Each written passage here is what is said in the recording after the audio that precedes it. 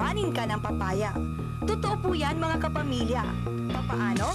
Sa tulong ng Red Lady Papaya Variety. Isa kasi ito sa itinuturing na magandang variety ng papaya na malaki ang pakinabang sa mga magsasaka.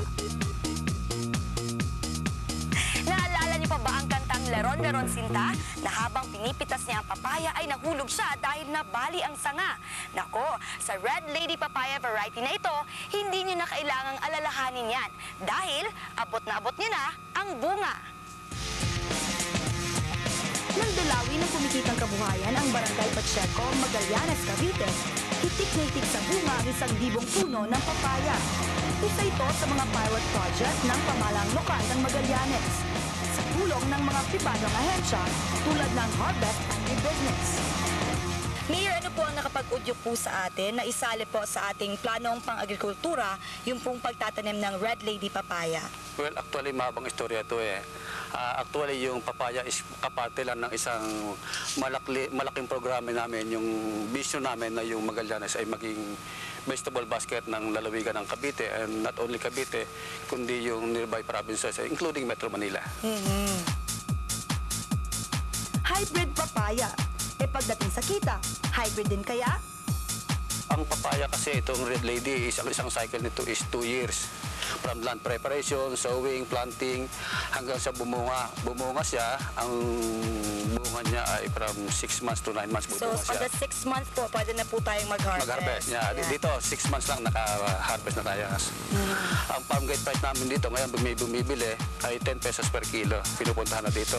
So, sa yung isang hektarya, ang harvest mo ay 10 metric tons, 100,000 yung pagbibili mo sa loob ng isang buwan. Nako. So, kung 15 months yung harvest period mo, so 12 months na lang, huwag mo ng 15 months, 1.2 million yung pagbibentahan mo doon sa isang hektarya, sa isang cycle, which is 2 years. So, walang talo po? Walang talo, talagang kikita. At pwede ka maging milyonaryo sa isang hektaryang lupa sa isang cycle. May bigat na 2 hanggang 4 na kilo ang timbang ng bawat papaya. Ang maganda daw kasi dito, sa loob lamang ng 6 na buwan, mababawi mo na agad ang puhunan. At kung magi-intercrop ka pa ng gulay tulad ng kamatis sa talong, nag-uumapaw na kita ang sayo'y naghihintay. Dapat lang tandaan na kung gustong makuha ang 300% balik puhunan, abay magandang makinig sa mga eksperto. Ano po ba yung mga pinaka-importanting tips na kailangan nilang malaman sa pagtatanim po ng ating papaya? Sa pagpupunla po, umpisa, or sa land preparation, kailangan po bago magtanim, clearing yung area talaga. Wala pong damo, maganda yung pagkapulbos ng lupa. Then kung mahina po yung lupa, dapat lagyan ng organic, yung chicken manure. Chicken manure yung nire-recommend niyo po na organic fertilizer. Then pagkaraos po noon, sa punla naman po, kung kayo magpupunla ng buto ng papaya, huwag iwasan yung manigarilyo.